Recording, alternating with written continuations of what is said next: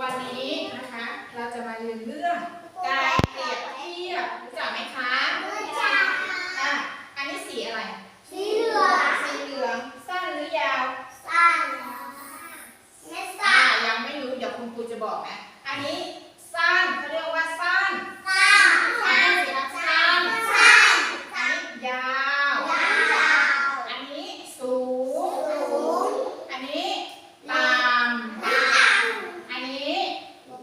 เล็กอันนี้ใหญ่รู้จักไหมคะรู้จักถ้าสั้นก็คือสั้นๆถ้ายาวก็คือยาวๆนะเข้าใจไหมคะมาดูอันนี้เขาเรียกว่าสั้นพูดตามครูสั้นยาวสู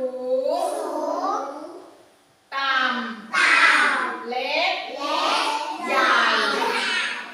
ใช่ไหมเดี๋ยวคุณครูจะชัญญพัฒน์มาหาคุณครูซิชัญญพัฒน์มาชัญญพัฒน์มายืนชัญญพัฒน์พร้อมตะวันมาค่ะพร้อมตะวันมาตรงนี้ชัญญพัฒน์สูงหรือต่ำสูงใช่ไหมชัญญพัฒน์กับพร้อมตะวันเนี่ยใครสูงชัญญพัฒน์สูงพร้อมตะวันล่ะพร้อมตะวันต่ำใช่ไหมถ้าเกิดชัญญพัฒน์นั่งลงทีนี้ชัญญพัฒน์สูงหรือต่ำ